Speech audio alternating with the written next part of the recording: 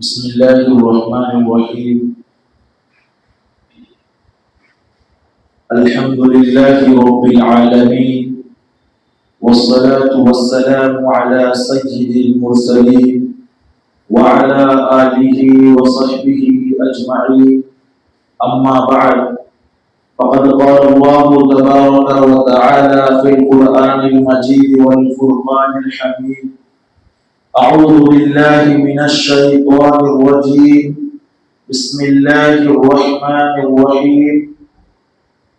ولو أن أهل القرى آمنوا واتقوا لفتحنا عليهم بركات من السماء والأرض ولكن كذبوا فأخذناهم بما كانوا يكسبون. وقال في موضع آخر: يا أيها الذين آمنوا لا تأكلوا أموالكم بينكم بالباطل إلا أن تكون تجارة عن تراض منكم. وقال النبي صلى الله عليه وسلم: من لزم الاستغفار جعل الله له من كل ضيق مخرجا ومن كل هم فرجا ورزقه من حيث لا يحتسب، او كما قال علیہ الصلاۃ والسلام۔ قابل صد احترام سامعین کرام، میرے عزیز دوستوں، بزرگوں اور دینی بھائیوں، اللہ رب العزت نے دین اسلام کو اس دنیا کے اندر سب سے اعلیٰ اور سب سے عرفہ مذہب بنا کے بھیجا ہے۔ دین اسلام کے بارے میں اللہ رب العزت قرآن کریم میں ارشاد فرماتا ہے: ان الدین عند اللہ الاسلام، اللہ کے نزدیک اگر کوئی دین قابل قبول ہے، قابل تقلید ہے، قابل تعریف ہے تو صرف اور صرف دین اسلام ہے۔ اسلام ایسا نہیں کہ کسی ایک خطے یا کسی ایک علاقے کے لیے آیا، بلکہ پوری دنیا اور پوری انسانیت کے لیے امن کا پیغام بن کر آیا، رہنمائی اور ہدایت کا ذریعہ بن کر آیا ہے۔ اسی لیے اسلام نے ہر میدان کے اندر، ہر فیلڈ کے اندر انسانوں کی، مسلمانوں کی، دنیا کے اندر بسنے والے لوگوں کی رہنمائی کی ہے۔ آپ دیکھیں، اسلام نے جب بچہ ماں کے پیٹ سے جنم لیتا ہے، قبر کی لحد میں جانے تک اسلام اس کے متعلق رہنمائی کرتا رہتا ہے۔ اسی طرح اسلام نے لوگوں کے بارے میں بتلایا کہ جہاں دنیا کے اندر ان کو بھیجا گیا تو ایک مقصد کے تحت بھیجا گیا کہ اللہ کے احکام کا نفاذ کیا جائے، اللہ کی عبدیت کا حق ادا کیا جائے، اس کی بندگی کا کما حق ادا کیا جائے۔ تو وہیں دوسری طرف اللہ رب العزت نے انسانوں کو، مسلمانوں کو، ایمان والوں کو جینے کا اور زندگی گزارنے کا سلیقہ اور شعور بھی بتلایا ہے۔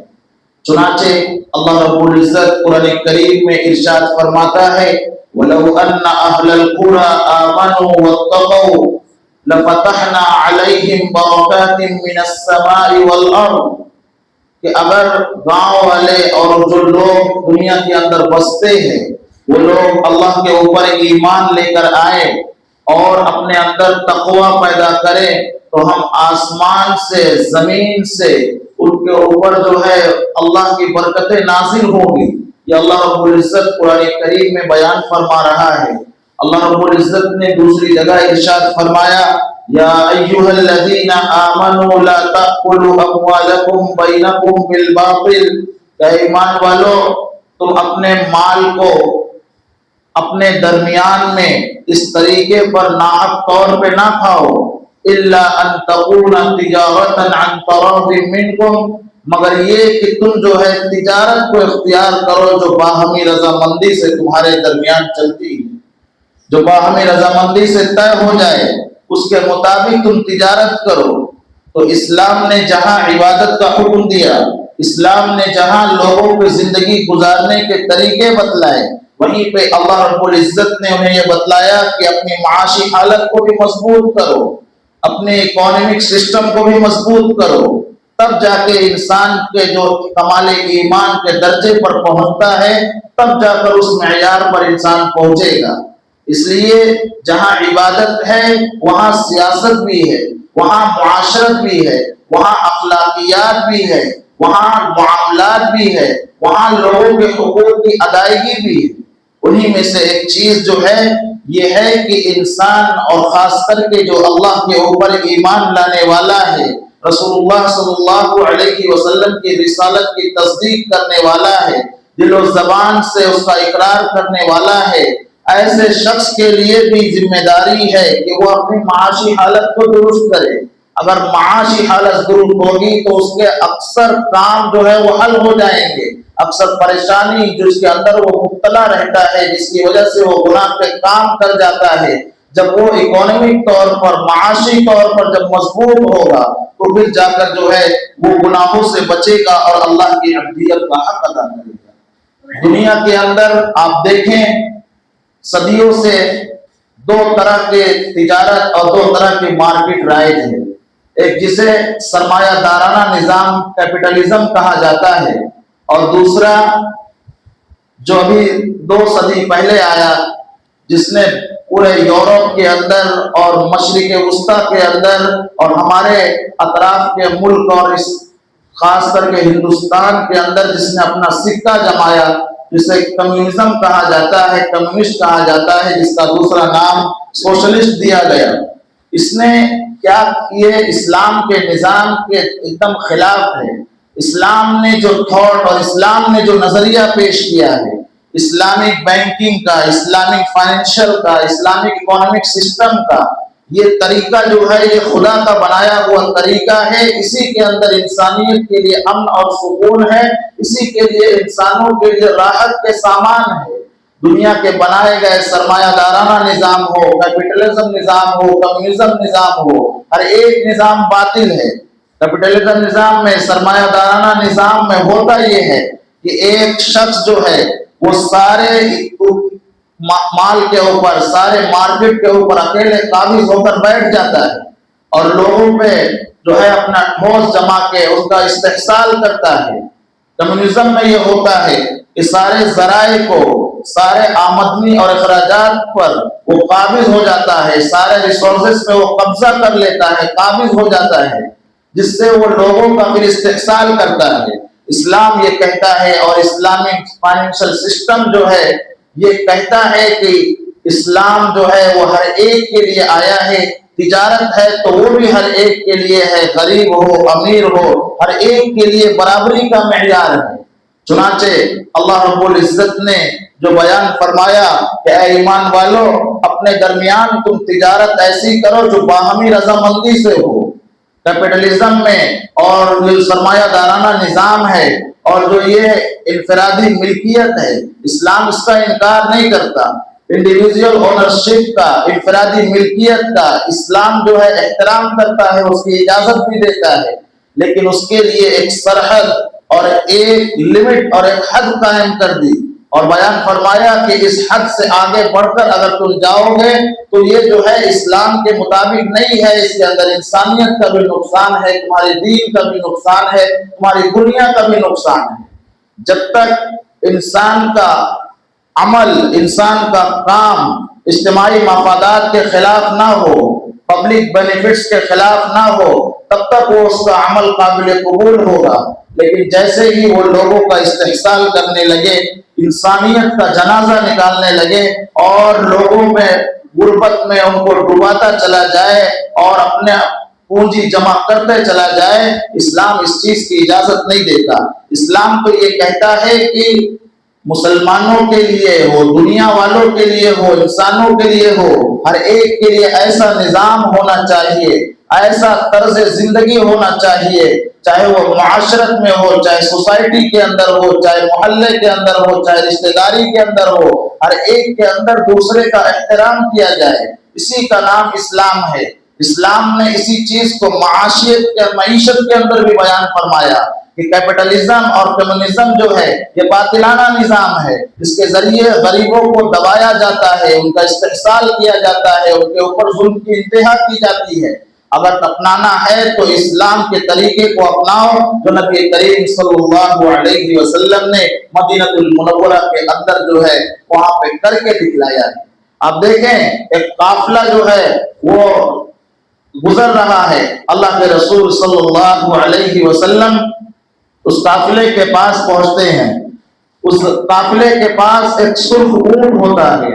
اس زمانے میں سب سے قیمتی چیز جو ہوا کرتی تھی وہ سرخ اونٹ، لال کلر کی جو مائل کلر ہوتا ہے لال کلر کی طرف، وہ اونٹ جو ہے بہت زیادہ قیمتی مانا جاتا تھا۔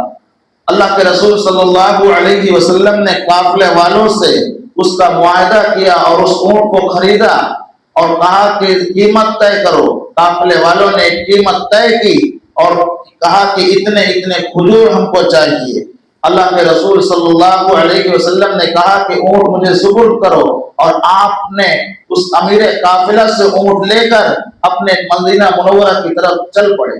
لوگوں نے دیکھا جب اللہ کے رسول آنکھوں سے اوجھل ہو گئے اور جب نظر نہیں آنے لگے تو لوگوں نے اپنے امیر کو، قافلے کے امیر کو کہا کہ ہم جو ہے یہاں پر تم نے ایسے شخص کے ہاتھ پہ، ایک انجان شخص، ایک اجنبی شخص کے ہاتھ پہ اپنا اونٹ دے دیا، اور وہ بھی سرخ کلر کا اونٹ، سرخ رنگ کا اونٹ تم نے دے دیا جو کہ بہت قیمتی ہے، تم نے کیسے یہ کام کر دیا؟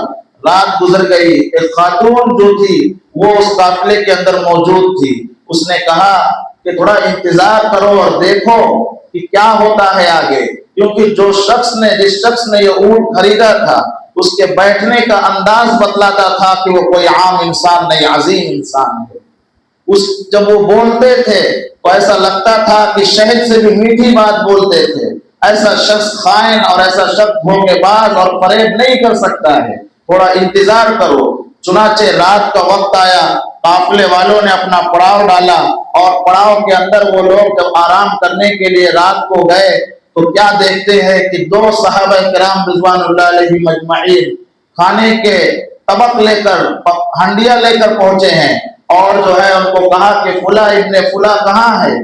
لوگوں نے کہا کہ کس کو تلاش کر رہے ہو؟ کہا کہ ہم جو ہے نبی کریم صلی اللہ علیہ وسلم کی طرف سے آئے ہیں، اور ان کے لیے ہم نے جو انہوں نے صبح اونٹ خریدا تھا اس قیمت جو کھجوریں طے ہوئی تھی وہ کھجوریں بھی لے کر آئے ہیں، اور جناب نبی کریم صلی اللہ علیہ وسلم کی جانب سے پورے قافلے والوں کے لیے مہمان نوازی کا بھی انتظام کیا گیا ہے۔ یہ کھانے اور پکوان اللہ کے رسول نے آپ کے لیے بھیجے ہیں۔ ان لوگوں کو جب یہ احساس ہوا، جب ان کو یہ پتا چلا، تو مدینہ کے اندر جا کر انہوں نے تلاش کیا کہ محمد کہاں ہیں، کہاں ہے وہ محسن انسانیت جس نے ہمارے ساتھ یہ حسن سلوک کیا ہے۔ چنانچہ ان میں سے کئی لوگوں نے اسلام کو قبول کیا صرف اس ایک عمل کی وجہ سے۔ یہ اللہ کے رسول صلی اللہ علیہ وسلم نے کر کے دکھلایا کہ لوگوں جب کسی سے معاہدہ کرو، کسی سے کوئی معاملہ کرو تو اس کے اندر خائن اور خیانت نہ کرنا، اس کے اندر اس کا حق اس کو پہنچانا، اور جو چیزیں تم نے طے کی ہیں اس کو پورا ادا کرنا، بلکہ اس سے بڑھ کر تم حسن سلوک کا اور ان کے مزاج کا خیال رکھتے ہوئے آگے بڑھ کر کام کرنا۔ یہ اسلامی مزاج ہے۔ اسلام نے تو یہ طریقہ بتلایا ہے۔ آج دنیا کے اندر کیپٹلزم کا سرمایہ دارانہ نظام قابض ہے، کمیونزم سوشلزم کا نظام قابض ہے۔ آپ دیکھیں اس کے اندر انسان سامنے بیٹھتا بھی نہیں ہے، پھر بھی جو ہے اس کے مال و دولت لٹ جاتی ہے۔ انسان صرف سوشل میڈیا کے اوپر بیٹھ کر چند میسجز ٹائپ کر دیتا ہے، اس کی جمع کی ہوئی پونجی اڑ جاتی ہے۔ یہ طریقہ اسلام کا نہیں ہے۔ اسلام نے تو وہ طریقہ بتلایا کہ اگر کوئی چیز تم کسی کو بیچو یا خریدو تو اس کے اندر کوئی عیب ہے تو اس کو بھی بتلاؤ، اگر کوئی کھوٹ پن ہے، کوئی کمی ہے، کوئی کجی ہے تو اس کو بھی بتلاؤ۔ یہ اسلام کا طریقہ ہے جو ساری انسانیت کے لیے ہدایت اور رہنمائی کا ذریعہ بن کر آیا ہے۔ اور نبی کریم صلی اللہ علیہ وسلم ہمارے لیے سب سے بڑے آئیڈیل ہیں۔ تو تجارت کرنا ہے تو اسلامی طریقے سے کی جائے، تجارت کرنا ہو تو اللہ کے رسول صلی اللہ علیہ وسلم کے بتائے ہوئے طریقے سے کی جائے، تب جا کر انسان جو ہے کامل بنتا ہے اور وہ اللہ کے دین پر عمل کرنے والا بنتا ہے۔ آج پوری دنیا کے اندر معاشرے اور سوسائٹی کو دیکھیں، ہر طرح ہر جگہ پہ آج ان کا ہی نظام قابض ہے۔ سود جیسی کتنی بڑی لعنت ہے جو ہم پہ مسلط ہو گئی ہے۔ آج ہمارے درمیان عدم اعتماد کی وجہ سے، مسلمانوں کے درمیان، ایمانی بھائیوں کے درمیان اعتماد اور بھروسہ نہیں ہے، جس کی وجہ سے یہ سود جیسی لعنت کا اکثر مسلمان بھی شکار ہو جاتے ہیں۔ پہلے زمانے میں یہ ہوا کرتا تھا کہ چند لوگ جو ہے آپس میں اعتماد رکھتے تھے، آپس میں دوسرے پر بھروسہ کرتے تھے، کسی کو کوئی ضرورت پڑتی تھی اپنے بھائی سے، اپنے رشتہ داروں سے، اپنے دوستوں اور پڑوسیوں سے قرض لے لیا کرتا تھا۔ لیکن آج کے دور میں کوئی شخص اپنے دوست کو یہ کہہ کے دیکھ لے کہ مجھے 5 لاکھ روپے کی ضرورت ہے تو وہ الٹا پیر بھاگے گا اور وہ سوچے گا۔ اس میں قصور صرف ایک شخص دینے والے کا نہیں ہے بلکہ لینے والے کا بھی ہے۔ لینے والا جب لیتا ہے تو اس نیت سے لیتا ہے کہ میں جو ہے ادا کروں نہ کروں دیکھا جائے گا۔ اللہ کے رسول صلی اللہ علیہ وسلم نے بیان فرمایا کہ جو قرض جو ہے وہ اگر اس نیت سے لیا جائے کہ اس کو جو ہے واپس کرے تو اللہ رب العزت اس قرض کی ادائیگی کے لیے دروازے کھول دیا کرتا ہے۔ لیکن اگر اس نیت سے لیا جائے کہ دیکھا جائے گا میں دوں گا یا نہیں دوں گا تو اللہ رب العزت اس پہ زمین کو اور تنگ کر دیتا ہے، اس کو اور پریشانیوں کے اندر مبتلا کر دیتا ہے۔ آج ہمارے درمیان سے اعتماد ختم ہو گیا، ایک دوسرے پر بھروسہ ختم ہو گیا، جس کی وجہ سے لوگ اپنے ان معاملات کو کرنے میں کتراتے ہیں۔ سود کیا ہے؟ انٹرسٹ کیا ہے؟ انٹرسٹ کی تعریف ہی یہ ہے کہ اگر آپ نے کسی کو 100 روپیہ دیا تو اس سے 105 روپیہ لے، یہ 5 روپیہ لینا، یہ بڑھا کر لینا، یہ حرام ہے اسلام کے اندر، شریعت کے اندر، کیونکہ اس سے سامنے والے کو آپ نے قرض دیا اور قرض پہ آپ نے نفع لیا۔ اللہ کے رسول صلی اللہ علیہ وسلم نے ارشاد فرمایا کل قرض من جر رفعا فهو حرام، ہر وہ قرض جس پر نفع لیا جائے تو وہ حرام ہے۔ یہ اسلام نے بتلایا، لیکن اکثریت ہماری جو ہے اس کے اندر ملوث ہے۔ لون کے اندر اور دیگر چیزوں کے اندر انسان نو کوسٹ EMI کے اوپر جاتا ہے، اس کے اندر بھی یہ سود پایا جاتا ہے۔ اگر آپ نے ایک جو ہے EMI نہیں بھری ایک مہینے کی، آپ کے اوپر 500 700 1000 روپے کی پینلٹی لگ جاتی ہے۔ یہ شرط کی وجہ سے وہ نو کوسٹ EMI بھی آپ کے لیے حرام ہو جاتی ہے۔ لیکن مسلمانوں کو اور یہ اجتماعی نظام جو بن چکا ہے وہ یہی ہے کہ اس جال سے اور اس جو جھنجھٹ ہے اس کے اندر سے وہ نکل نہیں پا رہا ہے۔ کرے تو کرے کیا؟ ضرورت ہوتی ہے، لوگوں سے قرض لے لے کے وہ اپنے آپ کو اتنا پریشان کر دیا کہ ہر طرف سے دروازے بند ہو گئے، پھر جا کے مجبوراً وہ کمپنیوں سے اور پھر بینک سے لون اٹھاتا ہے، پھر اس کے اندر اپنی کمائی کا، اپنے پسینے کی کمائی جو ہے ان یہودیوں کو دیتا رہتا ہے۔ اگر بدلنا ہے تو اجتماعی طور پہ یہ نظام بدلنا ہوگا، صرف ایک شخص کے کرنے سے نہیں۔ ہر شخص اپنے درمیان یہ سوچے کہ میں جو کام کرتا ہوں، جو تجارت کرتا ہوں، اس کے اندر کیا کوئی سود کا شائبہ بھی ہے، اس کو ختم کیا جائے۔ آج ہمیں اس چیز کے اندر ملوث کر کے لوگ جو ہے اوپر کی ملائی کھا رہے ہیں۔ اس لیے ضروری سمجھ کر یہ فکر پیدا کریں کہ اپنے اندر جو معاملات ہیں، جو لوگوں کے ساتھ ایک دوسرے سے تعلقات ہیں، اس کے اندر اعتماد بھی پیدا کیا جائے، تاکہ اگر کسی کو قرض دینا ہو تو وہ قرض جو ہے بطور قرض کے دیا جائے، بطور سود اور بیاض اور بٹھی کے نہ دیا جائے۔ لیکن معاشرے کی ذبحالی یہ ہے، معاشرے کا معاملہ یہ ہے کہ آج ہر شخص جو ہے اس کے اندر پریشان اور اس کے اندر پھنسا ہوا ہے۔ حضرت امام ابو حنیفہ رحمۃ اللہ علیہ کتنے بڑے امام اور محدث گزرے ہیں، ان کپڑے کے بہت بڑے تاجر تھے۔ آپ کے پاس ایک عورت آئی ایک کپڑا لے کر اور کہا کہ یہ کپڑا آپ خرید لیجئے۔ امام ابو حنیفہ رحمۃ اللہ علیہ نے کہا کہ اس کی قیمت کتنے لگاتے ہو؟ تو اس عورت نے کہا کہ 10 درہم کی مجھے ضرورت ہے، آپ مجھے دے دیجئے۔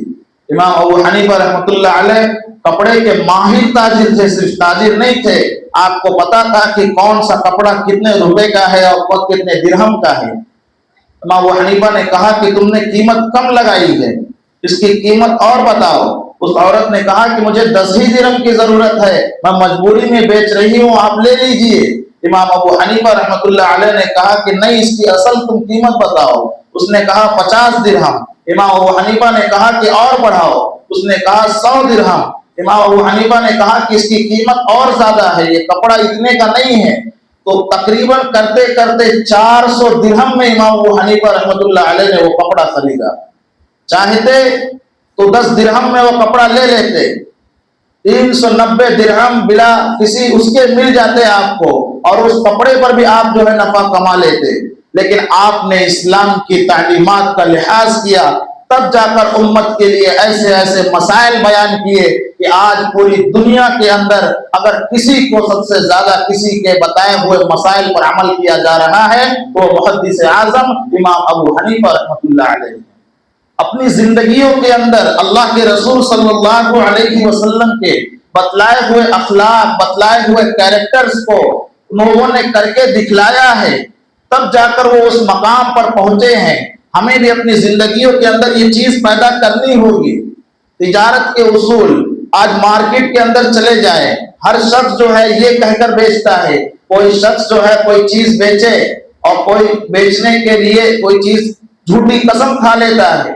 اللہ کے رسول صلی اللہ علیہ وسلم نے بیان فرمایا، لا ينظر یوم القیامہ الیہ، اللہ رب العزت قیامت کے دن اس کی طرف نظر رحمت نہیں فرمائیں گے۔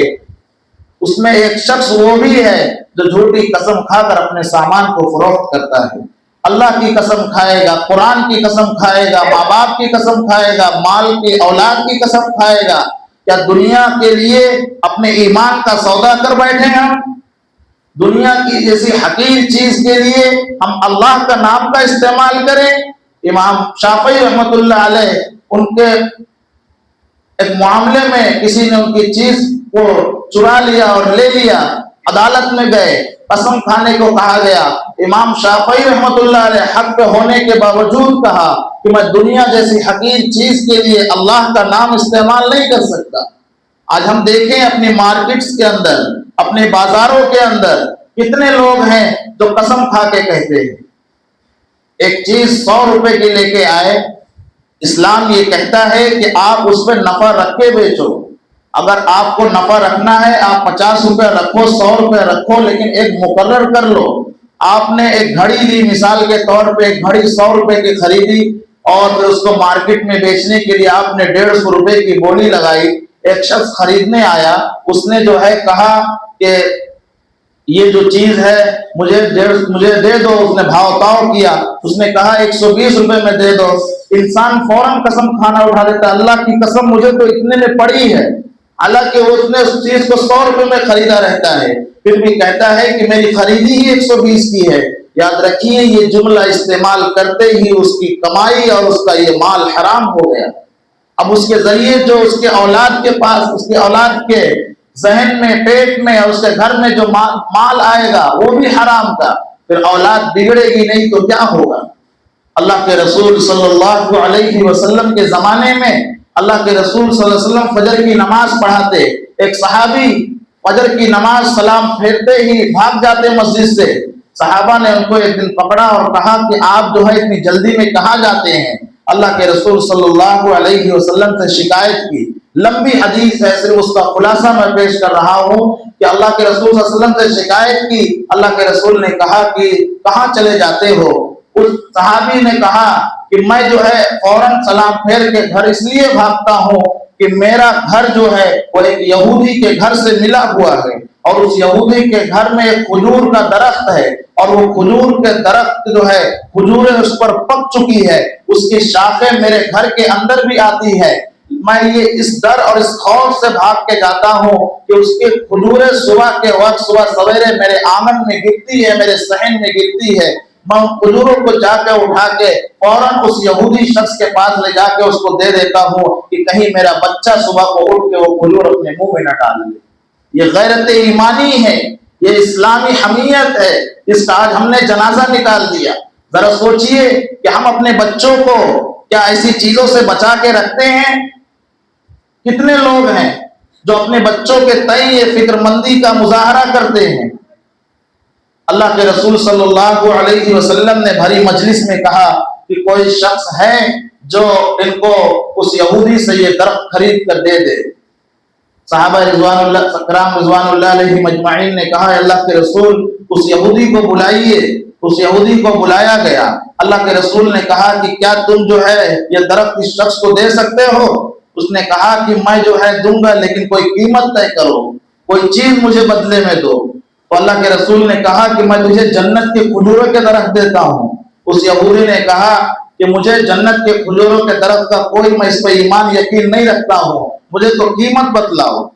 صحابہ کرام نے جب اللہ کے رسول کے زبان سے نکلا ہوا یہ جملہ سنا اور کہا کہ کیا یہ ہمارے لیے بھی ہے، تو ایک صحابی جن کا نام حضرت ابو دہدہ ہے وہ کھڑے ہوئے اور کہا کہ اے اللہ کے رسول صلی اللہ علیہ وسلم، کیا یہ جملہ جو آپ نے یہودی کے متعلق بیان فرمایا کہ اگر وہ درخت دے دے تو بدلے میں جنت کے کھجوروں کے درخت ملیں گے، کیا یہ میرے لیے بھی ہے؟ اللہ کے رسول نے فرمایا کہ تمہیں اللہ رب العزت بہترین باغیچہ عطا فرمائے گا۔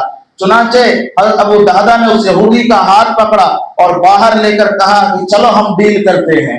وہ گئے اور حضرت ابو دہدہ نے اس یہودی سے کہا کہ وہ درخت جو ہے اس شخص کو دے دو، بتاؤ تم اس کے بدلے میں کیا لو گے۔ حضرت ابو دہدہ کون ہیں؟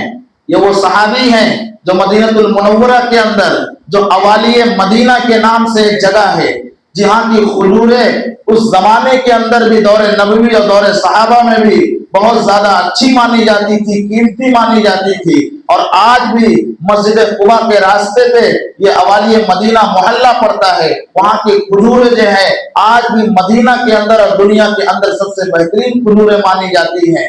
وہاں پہ ان کا ایک خاص باغ تھا اور اس باغ کے بدلے کہا کہ مجھے جانتے ہو؟ اس یہودی سے کہا کہ مجھے جانتے ہو میں کون ہوں؟ یہودی نے کہا کہ تمہیں کون نہیں جانتا، تم تو اوالی مدینہ کے مالک ہو، وہاں کے باغیچے کے خوبصورت باغ ہے، اس کے اندر خوبصورت گھر ہے، تم اس کے مالک ہو، تم کو کون نہیں جانتا ہے؟ تو ابو دہدہ نے کہا کہ میں جو ہے اس باغیچے کے بدلے میں تم سے وہ ایک درخت مانگتا ہوں، تو مجھے وہ درخت دے دو۔ اس شخص نے، یہودی نے کہا کہ تم مجھ سے مذاق کرتے ہو؟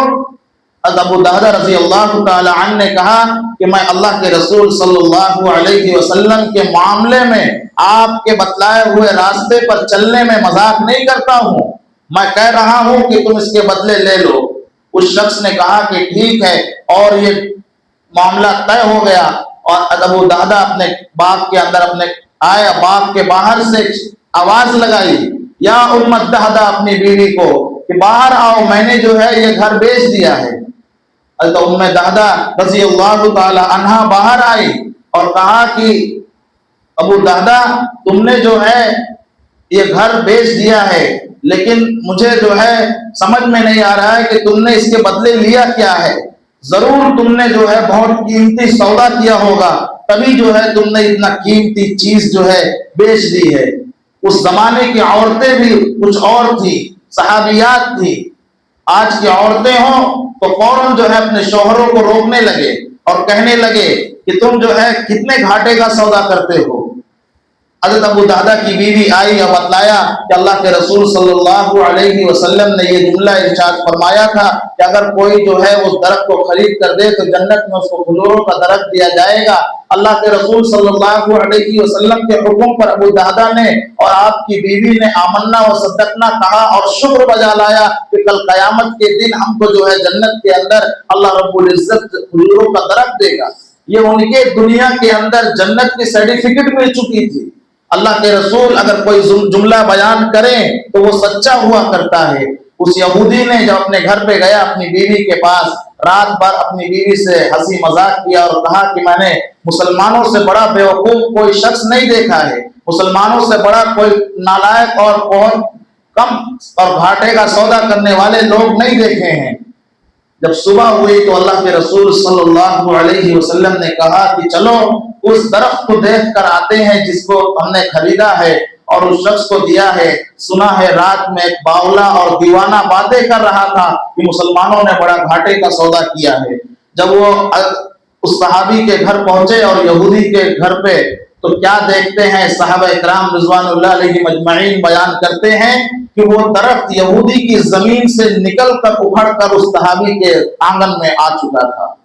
یہ کیوں ہوا؟ اللہ کے رسول صلی اللہ علیہ وسلم سے محبت، آپ کے بتائے ہوئے طریقے پر چلنے کی وجہ سے دین اسلام کے تئیں فکر مندی، شریعت کے مطابق اپنے اعمال کرنے کی فکر، اور اللہ رب العزت دنیا پہ نظر نہیں رہتی تھی، آخرت پہ نظر رہتی تھی۔ اس لیے اسلامی تعلیمات میں ہم کو بتلایا کہ تم جہاں عبادت کرو وہیں معاملات کا بھی خیال رکھو۔ یہ معاملہ کیا گیا جس کی وجہ سے ان صحابی کو وہ درخت بھی مل گیا، اور ابو دادا اور ان کی بیوی کو جنت کے اندر کھجوروں کا باغ بھی مل گیا، اور پورے مدینہ المنورہ کے اندر جو ہے اللہ کے رسول صلی اللہ علیہ وسلم کے حکم پر عمل بھی کر لیا گیا۔ تو یہ چیزیں جو ہے اسلام نے بتلایا کہ عبادت جو ہے بظاہر ہم سمجھتے ہیں کہ جو نماز پڑھے روزہ رکھے وہی صرف ایمان والا ہے، حالانکہ دیکھا یہ جائے کہ وہ معاملات میں کس طرح کا ہے۔ عبادت صرف 25% ہے، معاملات 75% ہیں۔